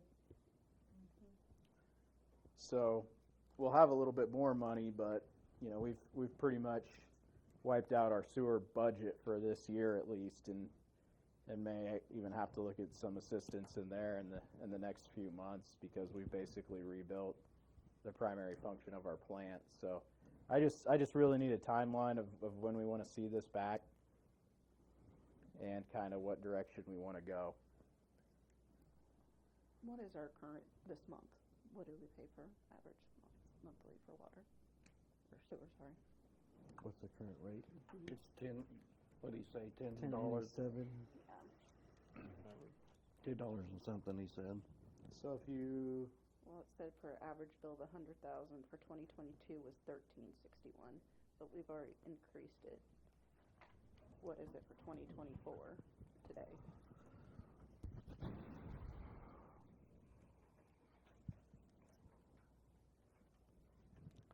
So that would be like a 58-cent rate increase. I think it just depends on where you're at on like the sizes, because for the .625 was like the 1087. Okay, and that's what the majority of us, I and would it's sit in the back. say that's the most residential. Megan, how do you base your sewer rate, water usage? Is it monthly, or we do it December, January, and February? I feel like there's something with January, February, and March that Julie does for sewer. Yeah, the average is January, February, March. So that's how they base the sewer rate on for that year. And the 3.5% increase was a step in the right direction. I think had you done a more substantial increase before that, and then got to a 3.5% yearly increase, you'd be in a lot better situation. But even as you look at it right now, even if we didn't change a thing at all and didn't need to build a new plant, we'd be at a deficit by 2029 because our rates are so low. What do you recommend that you're looking? I just recommend staff come back with a proposal in June or July, and then really I just need clarification on when's the soonest we would want to start an incremental rate increase. And you want the 20-year, 30-year, or what? I'd recommend a 30-year. And what's the soonest the staff thinks that they can do education to the residents of why we need it and how it's going to affect them? I mean, I think we could get a campaign, somewhat of a campaign going, just website and Facebook, and if we want to have an open house or something. But, I mean, quite frankly, the time for an open house to say, what are we going to do? What's the plan? We don't have the luxury of that time. So, unfortunately, it's not going to be easy to say, hey, 3 months from now, we're going to start slowly increasing your rates. But, I would recommend by September we stagger it however much, 3 to 5% increase per month until the end of the year, and then we work with Henry to determine what the first of the year rate would be. But yeah, we get it out on Facebook and we get it out during the budget season, and we get it on the website, and beyond that, I don't know what else we can do. It's a tough thing to bite, but we're in the same scenario we were in with our water plant. We're lucky here because we don't have to build a completely new plant. But if this one were to get shut down, that's what would happen. And we'd be looking at double or triple these estimates.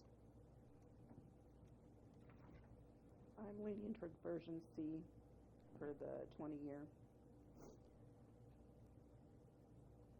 That's what I would recommend. And to get started as soon as possible.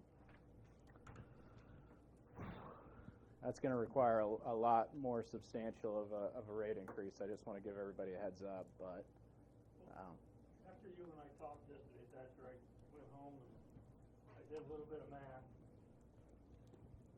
and if we started in September and did a 15% rate increase for the rest of the year every month, by January 1, we will have increased sewer rates 60%, and then we do an annual 4% rate. That will put us very close to that 54% that he was talking about. Actually, it'll put us over, because we'll be at 60 and then 4% annual after that. 4% annual would get you nowhere near the 15% or 22% he's recommending just in scenario B. well, I think Dan's just meaning just for the initial increase. For the 54%, we have to come up with by January. Yeah. Instead of doing it in January, say, oh, by the way, we're going to raise your sewer rates 54%. Start in September, incrementally every month going up 15%. So by January 1, 2025, sewer rates have gone up 60%, and increase our annual from 3.5 to 4. And what are you thinking it needs to increase on January 1 of 2025? Because that's when we do our annual rate. No. What? Because the way they've presented it is they are recommending, if we go with scenario B, January 1 of 2025, whatever we pay today would be raised by 54.5%. You're recommending we do it 15 15% September, October, November, 50% in right. October, another 50% in November. That only raises it to That's 60%, right, That's well above the 54% they're asking. yes. And then we do our annual 4% like we currently do. But that's not even what they're recommending. They're recommending a higher amount, even in 2026 and 2027, than just 4%. That's why I'm asking that. They're recommending in 2026. It's just an idea to Thatcher to give him something to work off of. Yeah, I agree with that path. I think you want to strike a balance between staggering it and not necessarily overcorrecting. So I don't think you want to have a sudden rate increase at once and then drop back down and then come back in 26 and you got another hit. I would love to see this staggered out, and maybe we could stagger it out in such a way that we do 5% every month for the next 12 months. I guarantee you, when that study comes back, it's going to be close to $4 million. When that cost comes back, it's going to be close to $4 million. With the cost of the way materials and stuff are increasing, You've already looked at all this, Todd, and it's about 3.46 is what you're recommending. You're estimating right now. But like the commissioner says, who knows what, in midday, 6-8 months from now. Mm-hmm. And it has gone down too. There's people fighting for jobs too, a little bit. But anyway, most likely not. But.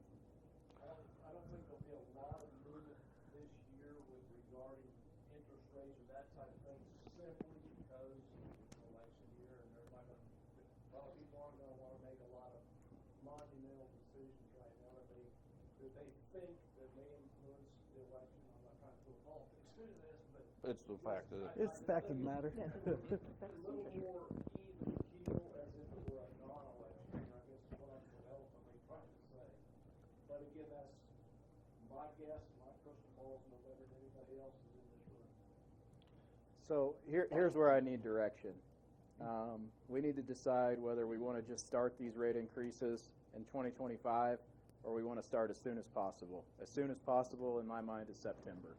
And so once we've decided that, I'll go back to Henry, and he'll create a balanced approach to a rate structure increase. I think that's what we're trying to get to you.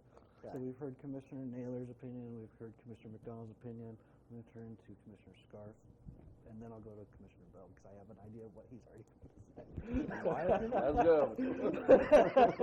I think it sounds complicated and convoluted to sit here and do the increase like that instead of just doing it once. And doing it multiple times per year sounds like a good way to take a lot of people off. Commissioner Bell? So as soon as we can, 30 years, what you recommend, move forward. Most people won't even notice it.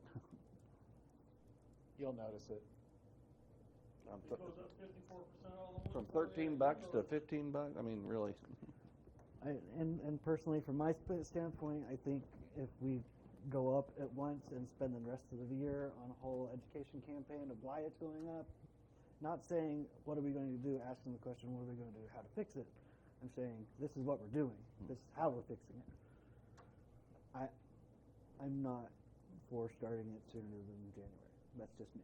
So I would have to agree with Commissioner Scarf. So I would say let staff put together a report and their recommendation on ordinances, bring it back to the commission, and then we can review that.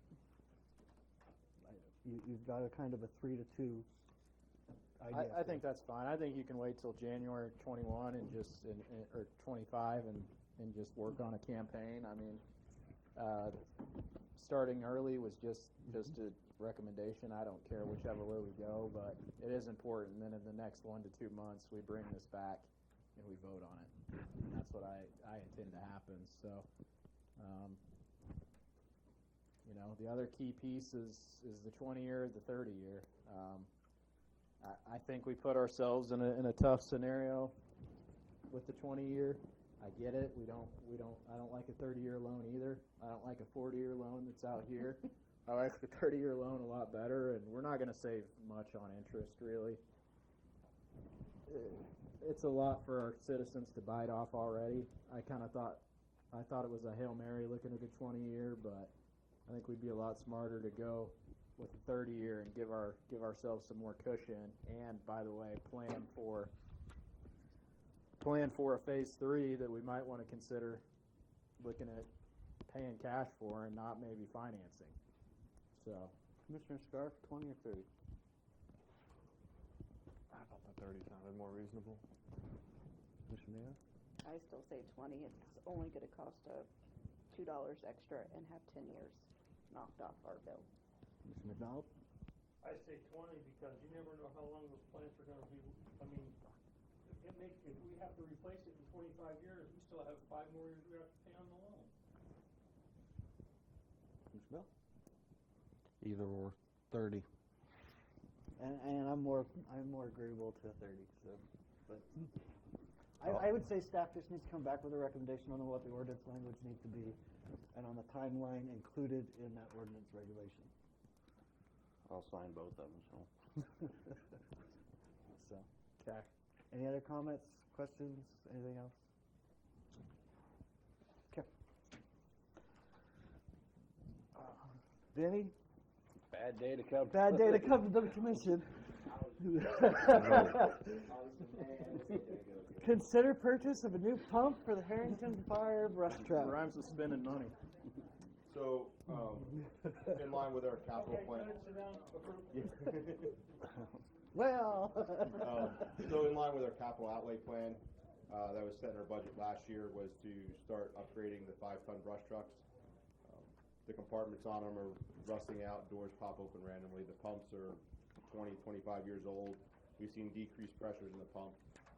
So our capital plan was to upgrade the pumps, the galvanized plumbing that's rusting out and sending rust through the pipes to the nozzles, and then refurb one truck this year.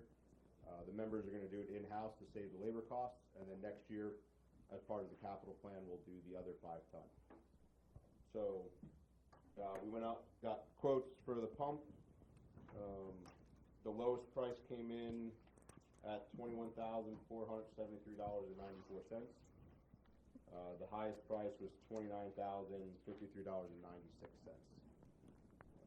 As with everything, 2 years ago these pumps were $13,000, and they're just going up. So that would put us in a diesel pump. It's a high pressure, fire rated pump, 150 gallons a minute. So it's a rated pump. It's just not something off the shelf. It's not a trash pump. They're good diesel pumps. Less fuel, one single fuel source, so we don't have to carry multiple gas. And pretty much all the estimates had the same pump, right? Identical. Everything was identical across the estimates. And then the middle of the road was Conrad Fire at $24,597.90 was Conrad Fire. My only question is, are all of them billed to get to you? What's the timeline on? 8 to 10 weeks delivery. Okay. And that's why we want to try and get started on this sooner, and hopefully have it finished by fall fire season. Thank you. I'm going to ask the burning question. Is it in the budget? Is it in the budget? How much money is there? There's $30,000 in the capital outlay problem. It is a problem. It is a problem. You were right. $30,000 in my capital outlay budget, and then there's $19,000 in major equipment. So between the two line items, will more than cover the project. The pump is $21,000. Replacement compartments, due to the price of steel.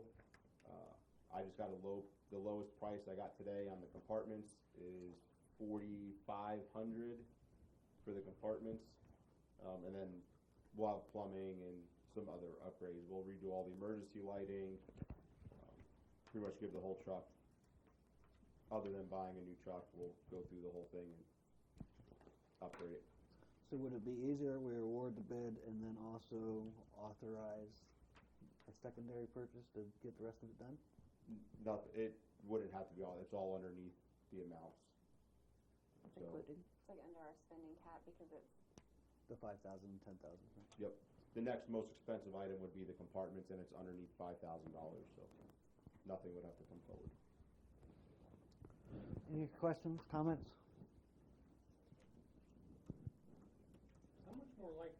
get out of this 5 ton?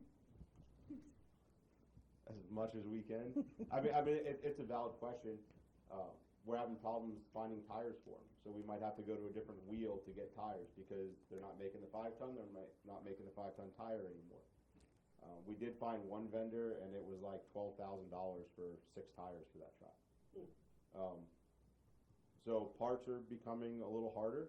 We still have a decent forestry program that has a lot of parts, so we get a lot of parts free or low cost, so we take advantage of that. But air filters, I can only order air filters off eBay is the only way to get the correct air filters right now. So I mean, it's a valid question, but a replacement truck of the same size is $350,000 to $450,000. You know, we could find used chassis. They're usually lineman truck with 400,000 or 500,000 miles on them because they got to be 4-wheel drive, and that's usually what they use them for. You know, they're $150,000 just for the chassis, and then we got to build the truck still. So I think there's enough of them out there where we'll be able to get parts for a long time, a good amount of time.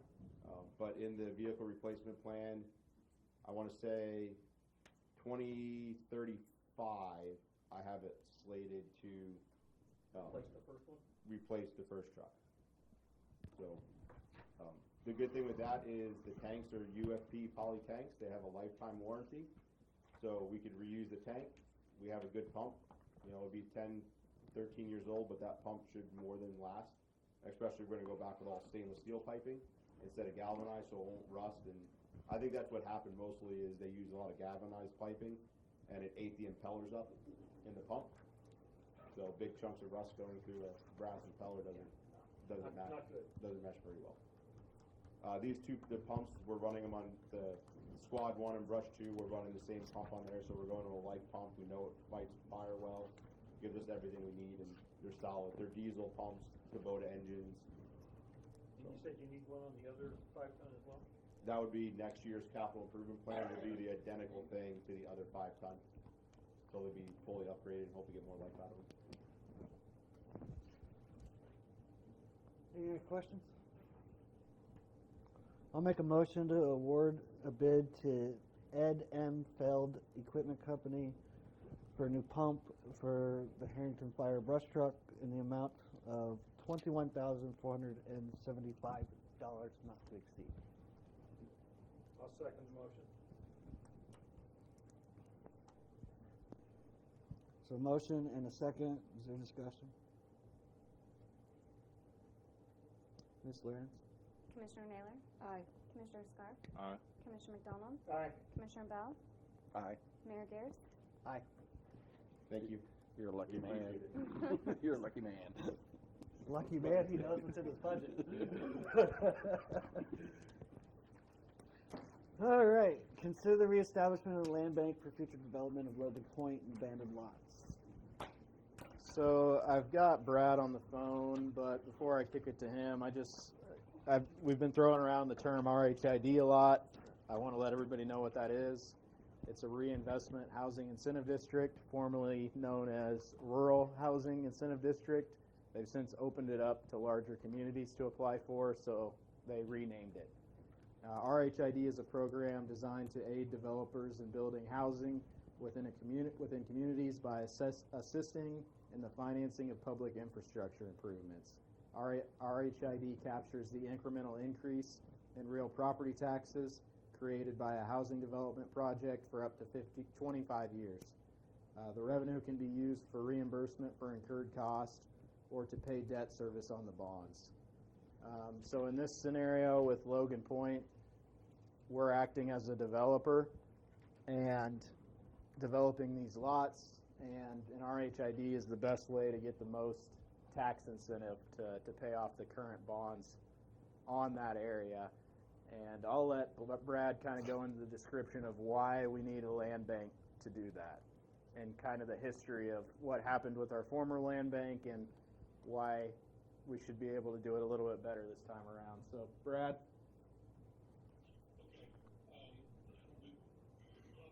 Working with what amounts to a consultant and then other legal counsel in this particular instance, where they've done this before. And the primary focus of it when we go ahead and utilize a land bank in this instance is that separate freestanding entity that can more readily be recognized and serve as a developer than a municipality. There are quirks to this, if you will, that if you're doing it through purely the municipality, it can create some problems for you in terms of qualification. Even though a land bank is in essence a controlled subset of the city, it is still treated by statute as a standalone. It has its own board of trustees, and that board of trustees can, by the way, be the city commission, serving in both roles. But it independently acts with regard to property. It has its own duties with regard to reporting. It maintains its own budget. It holds its own assets unless and until the city chooses to disband it, and then those are poured back into the general fund of the city. The long and the short of it, for our purposes in terms of acquiring the benefit from the housing incentive types of programs and the maximum benefit from that in terms of the incremental tax advantage that's being recaptured for any gains in terms of housing and the broader tax base.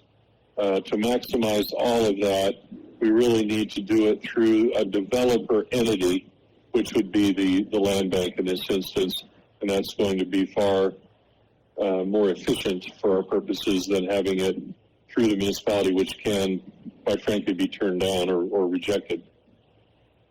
I've worked with them before in different other settings. As a matter of fact, I'm involved directly with one on a personal level in Newton. They have to create the district for the RHID, and then the petitioning party needs to be a qualified developer, which is the role that the land bank would serve in this instance. It also has significant other benefits for us that we attempted once before. Some of you, I know the mayor will recall, we had some management issues. We also, in terms of overall direction and utilizing the land bank, created one where we only had 2 of the members of the commission on it, and then 3 citizens at large, hoping to have a broader base for input and also for participation. It has been my experience on a consistent basis that it works more efficiently and effectively if the governing body serves as the board of trustees in these instances, both in terms of pragmatic considerations like setting up meetings. Oftentimes, most of the cities that I have one set up in do it immediately before their regular council or commission meeting. They don't have to concern themselves with trying to coordinate with everyone's schedules that way. And the people who are dealing with the regular budget of the city have a much more hands-on knowledge base for the land bank and vice versa. So in that instance, I know I sent over the ordinance, in essence, creating the land bank, and it's not anything that's too big a mystery. Herington's had one before. I could go into detail about the reasons that had some challenges, but quite frankly, those challenges are addressable. And I think it's probably something that Commission should seriously consider putting back in place, not just for this project, but again, we've had a number of instances with everything from downtown structures to other very distressed properties in town where individuals have inquired owners about the possibility of simply deeding it over to the city. Right now, we don't have a good vessel for that. That's what the land bank really was, in most instances, created to do for these cities, especially cities of our size. And they do have some distinct advantages in the way of getting rid of ad valorem taxes that are outstanding for 4 or 5 years that we're not going to see anyway. And in some instances, dealing with specials in a fairly flexible way that works out well. Most of the cities I have, and others in the area that I've done work for on a periodic basis that have created a land bank, have generally found it to be pretty useful. I've not had another city disband one. Herington did, and again, I can go through the reasons for that, but I'm not certain we necessarily going to go into great detail on that tonight. But anyway, that's kind of the overview. The reason for us looking at it in this case is the need for the developer that it would fulfill. And then, like I've also indicated, there are a number of other ways that it could be a benefit to us for properties in town, both in the commercial as well as residential parts of town.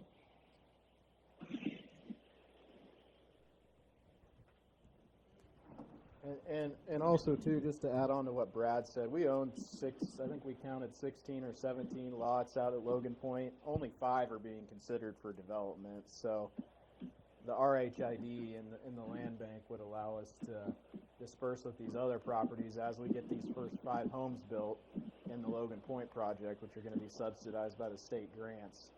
That gives us a chance to potentially work with the same developer or find a new developer once we've demonstrated that there's a need for these houses, people want to buy these homes, and there's a potential to make this project cash flow potentially without even state grants. So this will be a big achievement for us once we get these 5 homes built. If we follow this process correctly, I think there's a 90-day period for application or something, Brad, but after that... Yeah, that's correct. After that, we're good to go, and I mean, we could see ground break potentially this fall on some new homes in this community, which is what we need more than anything. I think we can all agree to that. So.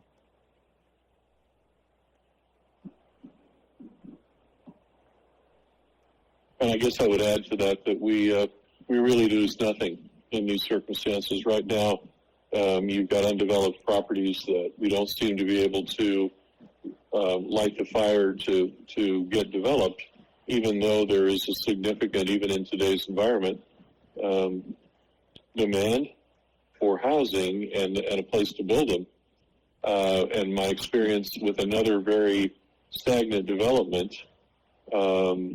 has been extremely positive once we were able to utilize the land bank and take advantage of some of these grant programs to put those houses in place to where now it's moving along at a fairly steady pace. Brad, the way it's written, it has a big or. Do we have to choose, or can we go back and forth from one to the other? We would need to choose tonight, probably for staff review. Brad, Cynthia just asked if they obviously need to choose between one of the 2 options tonight. Oh, well, if you're going to pass that ordinance, yes, you would have to. And I'm going to actually recommend more strongly than I typically would in this particular instance that you consider the second option, which just puts the commission in those chairs. You can always change the makeup of your board of trustees.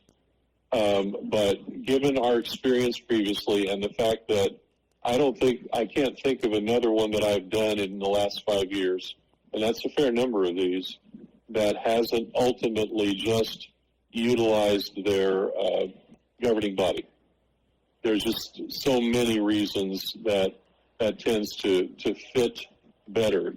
You can take input at any time in any way, shape, or form from the community.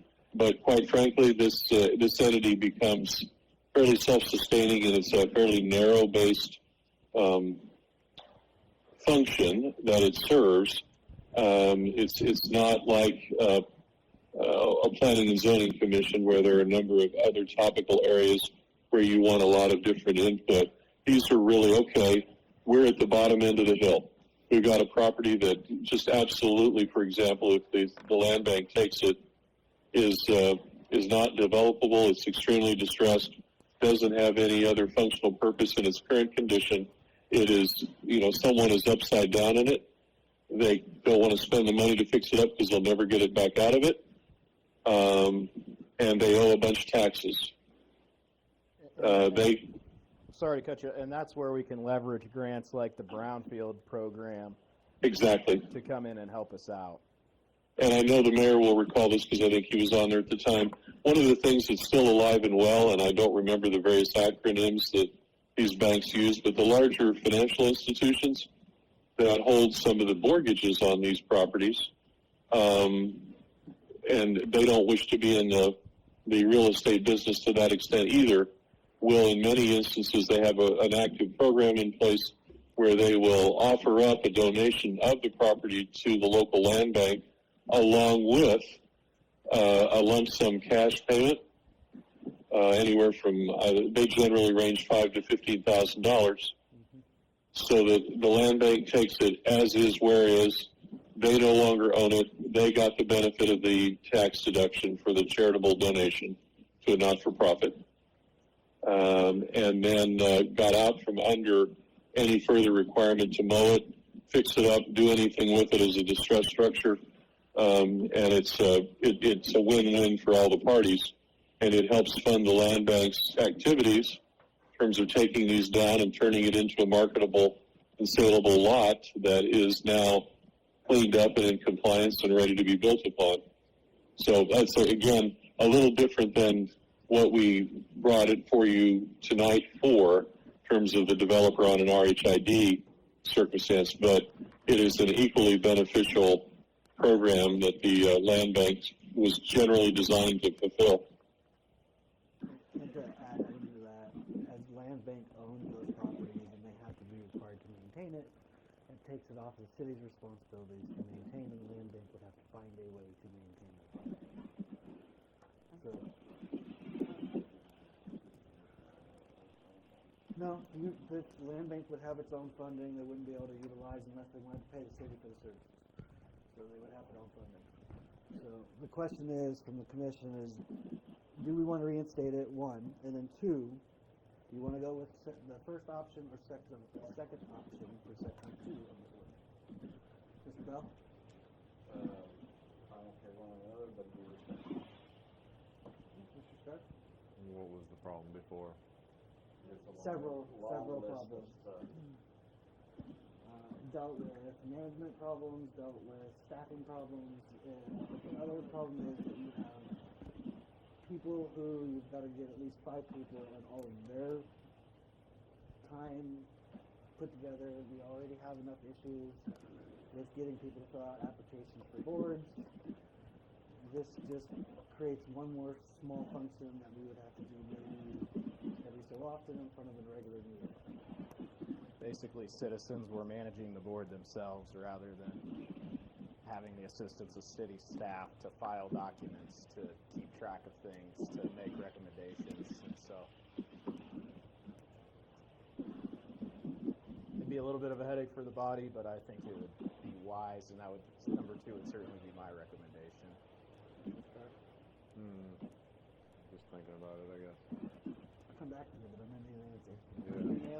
I think it's a good tool, but definitely the second option where we, as the board, comprise the board of trustees. Mr. McDonald?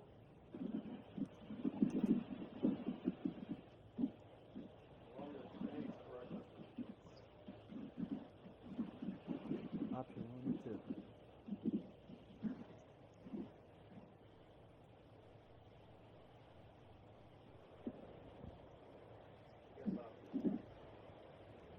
Come back.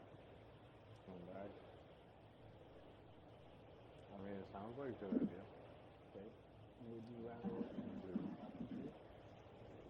And I would be for option 2. So I'll make a motion to direct staff.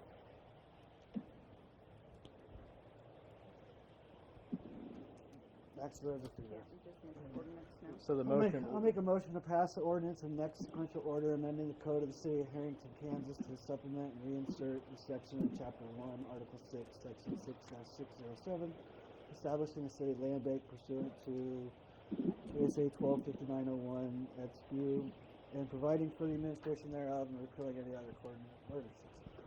With the direction that city staff review and take option 2 and approve the mayor's city. I'll second. The motion and the second. Is there a question? Discussion. Ms. Rance? Commissioner Naylor? Aye. Commissioner Stark? Aye. Commissioner McDonald? Aye. Commissioner Bell? Mayor Beers? Aye.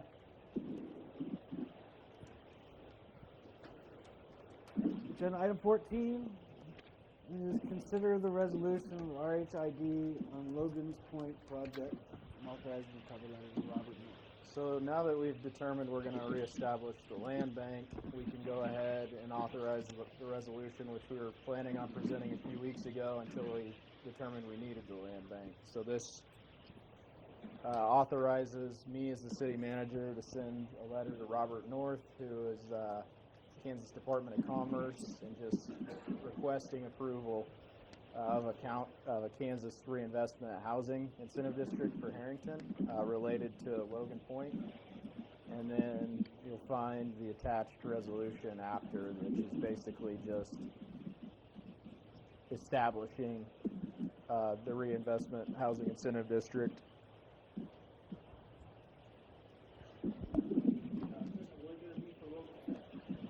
Well, the land bank will be for the entire community, but this RHID will be just for Logan Point, and it'll account for the lots that are being developed along with the vacant lots. The lots that are already developed.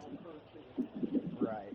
I don't think, Brad, if I'm not, I don't want to speak if I'm not correct here, but the current lots, people that already have homes on them, those won't be actually in the RHID, correct? That's correct. What we're looking for in this circumstance, they have gradually expanded this RHID program. At one point, it was only for, they had limitations on population, both high and low, and they have expanded that to some extent to where now cities over a certain size can do certain things that smaller cities cannot. But then in the smaller cities, they're looking at what's the total county population. So there's a number of facets to this program now. And at one point, they weren't allowing it to be used as broadly as they are now for residential. Like Logan Point, for those 5 properties that we're talking about, the infrastructure has been in place for a requisite period of time that is required for them to qualify. Because what they're looking for are properties that need a jump start. They also, which is of interest to us in the future, we can also create a downtown district if we so choose. It's one I've taken advantage of, or at least I'm potentially working with. If you have a downtown area where you have second level or above floors that are not being used for retail, but that could be developed for housing, as it used to be in the 40s and 50s, they're trying to recreate that available space into good livable housing for people who would enjoy having that second floor approach to where they live. So that's a long-winded answer to a much shorter question, but those that are already in place know. What we're looking at out in Logan Point are the lots that are, if you will, undeveloped, but have the infrastructure extended to them. And the last page of the packet references the map of the lots we owned that are circled, or own that are circled. So I'd make a recommendation to approve this. It's going to create a much larger tax incentive for us, and is that the recommendation of the organization, the gentleman that helped us apply for the grant and get the grant, and at the recommendation of even the developer and certainly Brad and I. So I think it's a no-brainer to capture as much tax incentive on this as we can. And I think in part those taxes are coming from the school district and the county. The county, exactly.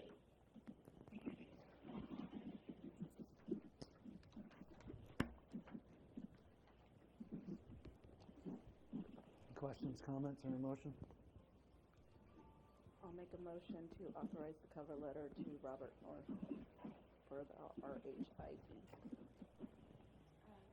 Resolution, next sequential order, mayor's signature. No, the resolution requires the mayor's, but it doesn't have to. Yeah. Oh, that's right. You're good. Edited. That's your motion. To authorize the resolution next sequential order and also authorize the cover letter. Second. So motion and a second. Is there any discussion on that motion? Ms. Ryan? Commissioner Naylor? Aye. Commissioner Scarf? Aye. Commissioner McDonald? Aye. Commissioner Dow? Mayor Derry? Aye. City manager comments. So I am aware that commissioners received an email about some drainage issues on 9 North E. We have been out there to dig out the culvert. Essentially at this point we got to wait for a fairly substantial rain again and kind of just eyeball it of how that's draining. And if it's not draining accurately or correctly, we may have to consider a larger fix to the problem, which is, could involve some engineering work and potentially rebuilding of some culverts and ditches and everything involved with that. But I think we can be hopeful that it was just a torrential rain and a flood warning, and it was hopefully a one-time occurrence, but we'll certainly keep an eye on it. Speaks to a bigger issue around town. We should probably start to budget a little bit more for some of these fixes in the coming budget season. A Street curb and gutter is underway. Should be seeing pavement there in the next couple weeks. Building and Trades Board is meeting this Thursday. Working on getting the parks mowed and the cemetery mowed, and along with some of the worst lots in town to make everything look presentable before the holiday weekend. Pool grates have been rearranged to eliminate some of the gaps that we were having that was a safety hazard.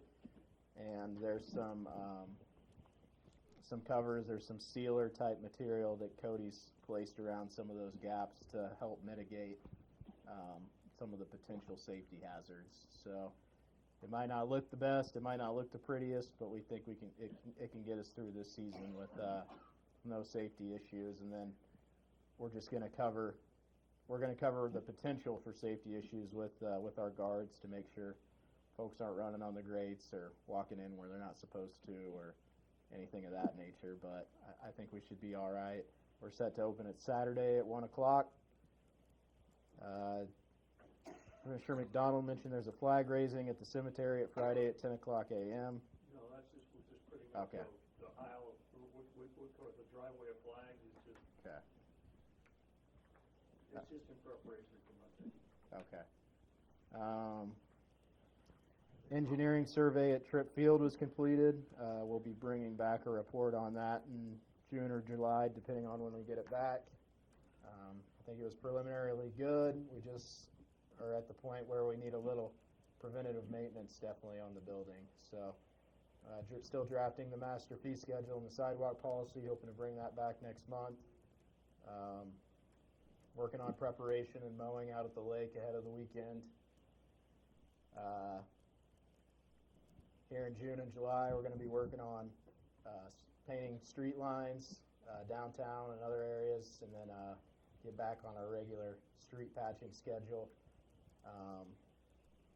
It's kind of been the hold up on what I know one commissioner is going to ask about is the riprap project. We're just trying to get A Street wrapped up, and then we'll probably do a brief period of some patching and then pivot back to that project. But we kind of need to get on potholes already, and we're just trying to get this A Street project wrapped up, which we did a lot of the demo work on and are still doing. So other than that, city offices are closed Monday. Wish everybody a happy Memorial Day weekend. Commissioner Scarf? No comment. Mr. Naylor? Just a note to the public, school's getting out, watch out for kids running around. They're out. Well, tomorrow at 11. Anything else? Mr. McDonald? Two things, just a public service, there is algae out at the lake.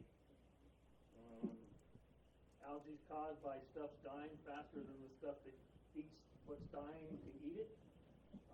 It's recommended you don't let your dogs or humans in it, because it can be toxic, especially if you have open sores or cuts. So it's recommended you stay away from it. It should be gone here in the next 4 or 5 weeks is a normal process. It shows up every year, so it's not like it's something we don't know about. It's just how severe it's going to be. The second thing is, as we head into Memorial Day weekend, I thought it important to take a moment to speak about this solemn day. Memorial Day, originally called Decoration Day, was first observed on 30th of May, 1868. It became a national holiday in 1971. Although this weekend is usually referred to as the official start of summer, Memorial Day has a much deeper meaning. It is the only day out of the entire year that we as a nation honor all our service members who have given their lives for this great republic. For without them, we would not be where we are today. So I ask that before you fire up your barbecue or start your parties, please take a moment to remember all our fallen and deceased service members, both during wartime and peace, for they all deserve our respect and thanks. And we are going to put a sign up by the swim beach, no swimming. It may only be one sign for now. We used to have numerous signs, but I don't think we have signs anymore. I don't know what the story is, but we're going to at least get 1 or 2 signs up that say, please do not swim here. At the swim beach? At the swim beach, or swim at your own risk. I don't know. I mean, I'm not a biologist, but I wouldn't swim in it. Okay. Just a point. The rain didn't. It might have already moved it all I out. think the rain and the heat, we could see until things balance out. Like Dan said, it could take a month. I was just swimming in there the other day. Well, it's not the whole lake, it's just certain parts of the lake. I was going to say, Lake. I think KDHE it's the hasn't swim set out beach a. is bad. We haven't sent anything out to the KDHE because they're the biologists yet, have we? Okay, no comment. Well, city manager touched on a couple of things that I was going to. So he's already answered most of my stuff that I was going to say about. And Marcus will be here during budget season, so you can ask him about the riprap personally. So, is there anything else for the good of the community? I make a motion, we adjourn. Oh, hell, I'll second it. Ms. Lawrence. Commissioner Naylor? Aye. Commissioner Scarf? No. Commissioner McDonald? Aye. Commissioner Bell? Mayor Pierce? Aye. Can I chat with you? Yes.